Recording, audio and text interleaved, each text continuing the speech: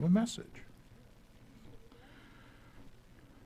I'm doing this message kind of as a preparatory to, well, not kind of, but as a preparatory to doing the Torah service either next week or the week after, whichever week we're going to do it. And I'll be describing that as we go along. But there's some important items that we really have to know.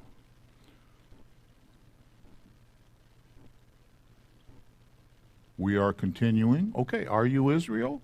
Yes. You have to be. Yahweh, open our eyes that we might see wonders from your word.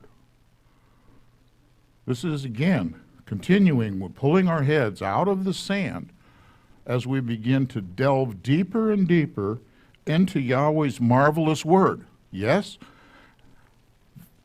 Stuff that he says that we sometimes think, well, that's not important. He thinks are really important. So we need to look at what makes us clean and unclean. Are you clean right now, today? And what did you do or did not do that made you unclean?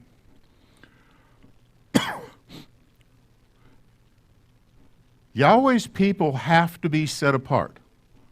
This is a serious thing. We kind of let it off because if we came out of the church, we weren't taught this. But it's important. Yahweh, your Elohim, and you shall set yourselves apart, and you shall be set apart. Why? Because he is set apart. He's not joking on this one. I'm bringing you out of the land of Mitzrayim. In other words, you're coming out as an entire nation and strangers that join. So when he's saying that, bringing you out of Mitzrayim, he's referring to a lot of people that came out. You shall be set apart because I am.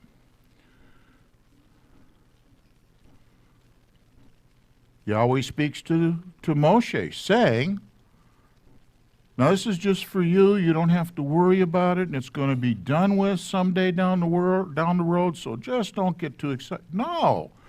He says, speak to the congregation of the children of Israel and say to them, be set apart, for I am set apart. For I am Yahweh, your Elohim, I am set apart. Period. Done deal. No further discussion.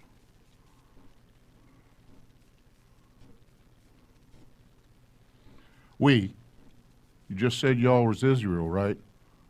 I asked. Many of you said, yeah, I am. Okay. We have to be clean. Our households or our camps have to be clean. I'm not going to go into that in a whole lot of detail, but there was an issue with you'll have a sharp implement, and when you got to go do your business, you go out of the camp to do it because he didn't want any of that stuff laying around. Perfectly natural stuff. There's nothing wrong. It doesn't cause sin, but it's unclean, and he didn't want it laying around. We're to be set apart. King James Version says holy.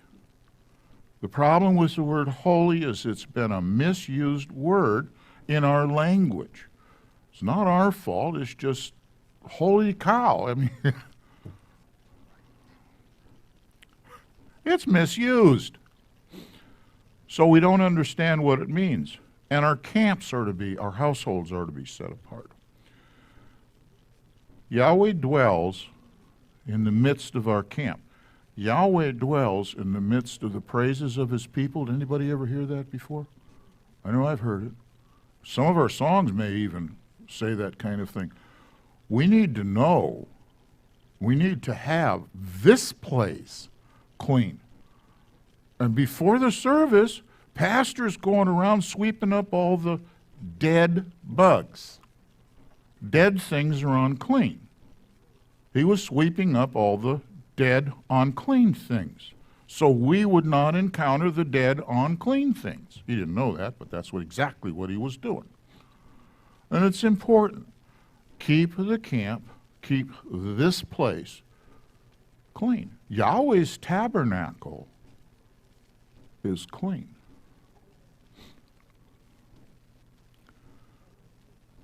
For Yahweh your Elohim walks in the midst of your camp. Oh, to deliver you and give your enemies over to you. He's the big guns. Your camp has to be set apart. He doesn't want to see unclean matters among you where he might turn away. I don't want that. Yahweh has a standard of clean and unclean that we, humans, do not understand. So when we see these things, we say, what? What? Huh? We don't get it. It's not our job to get it. He says, my thoughts are not your thoughts. My ways are not your ways. The heavens are way up there, and my ways are way up there. That's paraphrased. Now, I'm throwing this out because I was thinking about that middle of the night. Hit me kind of hard. When Yahweh talked to Moses and said, you're going to make this temple thing, this tabernacle thing, like the one I showed you. You're going to make it like the one that's right up here that I'm sitting here looking at right now.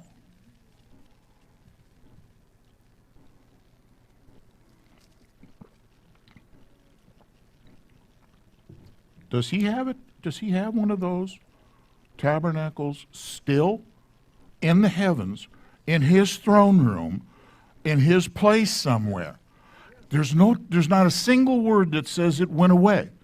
The one that we made kind of just sort of slips out of history. Or did it? I don't think so. But that's my personal problem. If he has one in the heavens and he's watching over it, the copy was down here. Are those sacrifices still going on there, up there? I'm just throwing it out, okay? I'm not saying they are. I'm not saying nothing. I'm just saying, if he said those are forever, I think about that. Therefore, there is a priesthood up there, if that's the case. That priesthood is doing all those things that he told the one down here to do. Who those people are or whatever, I don't know. The 24 elders were 24 priests. So who are they? What's going on? His ways are not our ways. And he's got stuff up there in such a manner with a cleanliness level that we don't fully get a hold of. So we would like very much to at least attempt to copy those things right here in our place. And that's what we want to try to talk about.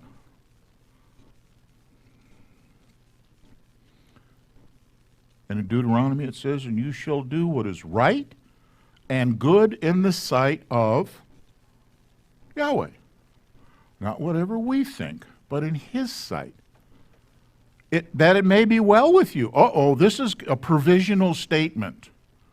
If you do these things, it will be well with you, is kind of what it's saying in there. And that you may go in and possess the good land for which Yahweh swore to your fathers. And then he says, all the ways of men are pure in his own eyes. So we've been taught in our churches, you don't have to do all that ceremonial stuff. But if the little dream or whatever it was I had is for real, it's going on in the heavenlies.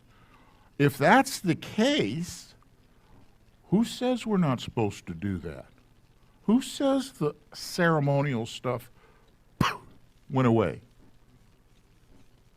It's got to say it somewhere. It's not there. Okay. I'm not too sure what you're talking about. This is a real problem. We're like that guy. Who's supposed to tell me these things?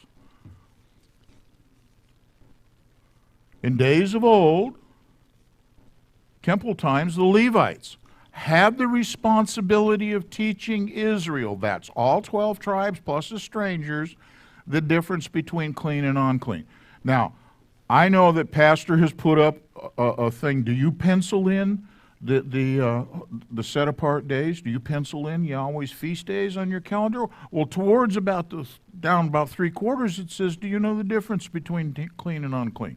Yes? Well, do you? We got to know. Those guys were supposed to tell us. They're gone. Temporarily. They're gone from earth anyway. So the responsibility falls to our pastors and our rabbis, our so-called teachers, our so-called spiritual leaders.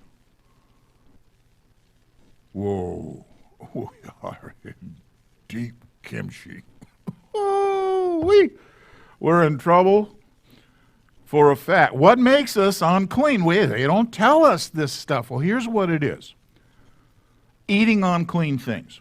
Go to Leviticus chapter 11. I don't need to redo this. We've done it at least, 12, 14, 15 times? At least. If you eat unclean things, you are unclean. Period. You want to have bacon and eggs? Go ahead. You can. No problem. But it makes you unclean. That's it. I didn't say it. It wasn't my choice. I kind of like bacon. You know? But we're not supposed to eat it. Why? Because he said so. When you were, when your mom said, don't do that, don't do that, don't do that, why? What'd she say to you? Because I said so, that's why. I'm the mom, and I said so, that's why. He's God. He has every right to say so. We don't have to understand it. Nowadays, there's scientific evidence to tell us about all these things. And quite frankly, and that includes stuff like shrimp and lobster and catfish, eels.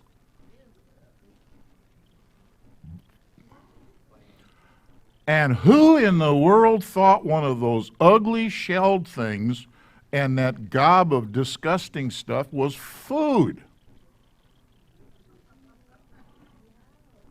Please. We don't eat it. Whether it's unhealthy or not has nothing to do with it. We don't eat it because he said so. This also includes things that are strangled, blood, and things offered idols. Acts chapter 15, right there in that verse 20 or so. Look it up. It says that was table manners stuff. When the Gentiles came in, they said, don't do this because they used to eat this stuff. Today, there's places in the world that serve blood pudding and blood sausage and stuff. Well, don't eat it. He said don't. He said the life's in the blood. Don't disrespect the life by eating it. He was serious about that. By the way, he still is. And touching dead things. But I can wash my hands. Yeah, you can. But he says if you touch a dead thing, you're unclean until evening. That's what it says. This is a problem. We noticed this. It was really weird how dead lizards showed up Friday night, Saturday morning in our house. The cat drags in a dead mouse on Sunday morning, or Sabbath morning. The cat drags in a dead mouse Friday night and leaves it in the hallway, or parts of it anyway. What are you going to do with it? You got to pick it up. We're not supposed to touch it. It makes us unclean. Pardon me? Yeah. So we can probably pick it up with, like you did. You swept it into the little dustpan thingy. We don't think anything of this, but he does.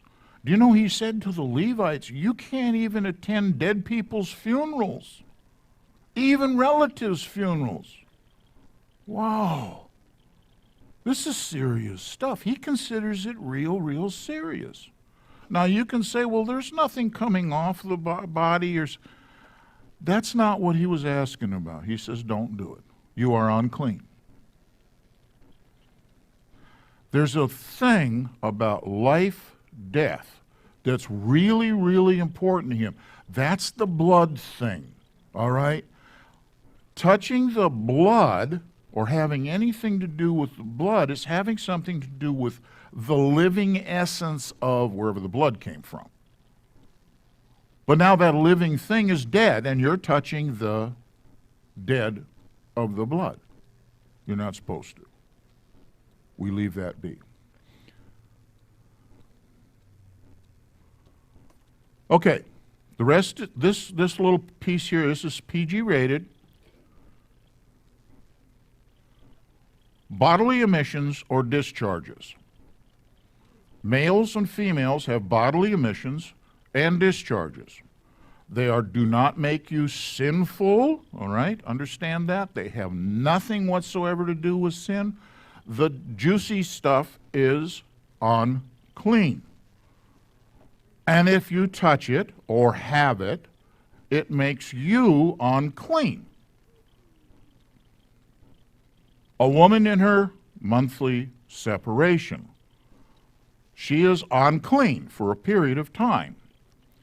A woman after giving birth is unclean for a period of time. Now this is that life-death sort of thing. When a woman is in her monthly time, the flow represents, not death necessarily as something has died, but something that is not alive, not life. And in one of these days, of course, she's going to get pregnant or something like that. And then now we're dealing with life. But when she has the baby, there is a time when she is unclean. A man or a woman with a discharge from their flesh. You get an owie, a scab, you get a scratch or something like that. Not only does it bleed, but as its healing process, there's gooey stuff coming out of it. The gooey stuff's unclean, makes you unclean. That's it. A woman with a discharge or flow of blood, not related to the monthly flow. Hey, the lady with the flow of the discharge of blood that ran into Yeshua, that's what this was about. She was unclean. And there's a whole message right there in her touching Yeshua. And a man with a discharge of semen. I don't even know how to put this, but once this happens, you are unclean until morning, all right? I mean until evening. You got to wash, you got to do these other things. And it's all discussed in Leviticus chapter 15. We should be familiar with that. And you can say, well, this doesn't apply to me today. I don't think so. I honestly don't. And here's why. Years ago, we were at some conference thingy, and this couple was talking about coming to this serious conclusion that when she was having her monthly time, the two should not touch. They share a bed. How are they going to do this? And this was a serious concern amongst this couple. They had been convicted by Yahweh to follow his commands, and they didn't know how to do it. Then they discovered that Jews buy a kind of a double bed sort of a thing. It's sort of a biggie, queen-sizey kind of bed, split in the middle. And you can separate it, put the nightstand in the middle, and now you have two separate beds. That's what they bought to solve the problem. And there was this discussion of it, and it was just wonderful. But Judah has already done some thinking about it and says, well, what are we going to do? That was a solution. In Orthodox societies, you will never see an Orthodox man walking with his Orthodox wife holding hands. Now, in Leviticus chapter 15, we're not allowed to touch a woman who is in nidah, is in her time. So, this man and this wife like to walk down the street holding hands. However, for 2 weeks, they never do anything. They never touch each other. And then for 2 weeks, they're walking down holding hands and so on and so forth. Everyone in the neighborhood knows what's going on. Judah said, the Jews have said, no touchy. That preserves the dignity and the privacy of the woman. It's not because the man is superior, strutting along like anything like that. He is preserving his wife's dignity. Public will never know what's going on, and it is none of their business anyway. This is really an important thing. Why did the Jews separate men and women in the synagogue? Because it's a holy place, it's a set-apart place, and you don't want to have a woman who may be in her monthly and a man sitting together. Or she stays home and he comes to the services. Everybody knows. So instead, you separate, got the women over there, got the men over here, and no one knows what's going on. The dignity of the wife is preserved. That's what it's about. It's not some male chauvinism thingy thing, whatever. So yes, it does apply to us today, and we're going to talk about why. We got a problem. The priesthood and the temple no longer exist, but they will be restored when Yeshua returns. It's a done deal. It's in the book. If that's the case, the Torah and its commandments must still exist. They're being, as I was talking about, they're being done up there. Yahweh doesn't change. We're certain of that. And his Torah doesn't change. Okay? These are actual hardcore facts. So how does the clean and unclean commands affect us? Rat cheer at Yeshua's Sabbath church. Let's just forget about them guys out there on the other side of the door. Let's concern ourselves with ourselves. We're going to have a Torah service. The best way that we have thought about doing this is to put a sign-up sheet on somewhere back there. If you want to carry the Torah or read a reading, there will be 3 readings every time we have this service. You must be clean. Or you must not be unclean. We discussed it a little bit ago, so you know what I'm talking about, and if you're still a little bit hazy on it, look in Leviticus 15. If you fit any of those conditions, don't write your name down, because we're not going to ask. There's no way I could do this and preserve the dignity of the women except to have a sign-up sheet. Sir? Question. So if you've got, let's say, a skin infection, you cut yourself, you're using triple antibiotic on it, but so you wouldn't sign up. Is that what you're saying? Yeah. Okay. Male, female, I got a cut. It's scabbed over, but I picked at the scab and that stuff's coming out of it. Don't sign up. You are unclean. That's it. I can't hear you. She's asking, if it's scabbed over and there's nothing oozing out, there's no. It's scabbed over. It's whatever. It's the oozing part, the dischargey part. Actually, if it was like scabbed over, I'd probably still say, no, I don't want to do it just in case. Now, this might be insignificant to you, but we're not doing this for you or us. We really are here for Him. This is our situation, our problem with this. Now, there are things that go on in men and women that cause various discharges. We have to be clean to be up here.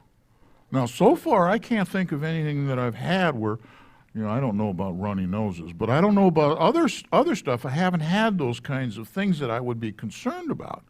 But if I did, I'm afraid I couldn't be up here. Because it's not you, it's Him that I'm here for. That's pretty serious. Okay? Here's something else. So this is my personal little thing.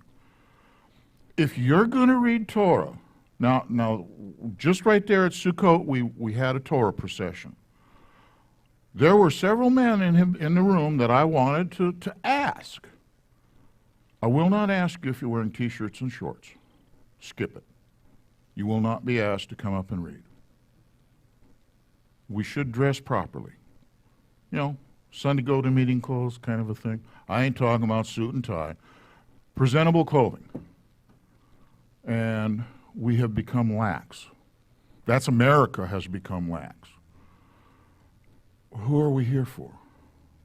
Okay, that's my rant. Take it what you will. But if I'm going to call someone and you're dressed in shorts and a T-shirt, I can't call you. Okay. Well, we didn't have that. Well, there were people. Anyway, where am I on this thing?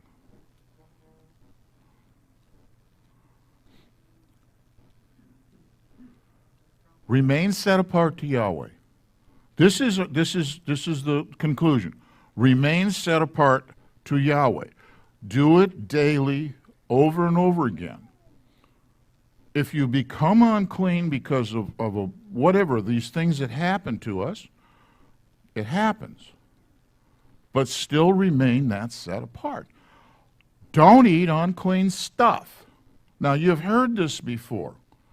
Just don't. And if you think God doesn't care about what you eat, go talk to Adam and Eve. I mean, they had an issue about that. They didn't follow the instructions. And don't bring unclean stuff to Oneg. Read the labels. I love beans. Love canned chili. Unfortunately, so much of that stuff has unclean in it because it's cheaper. That's too bad.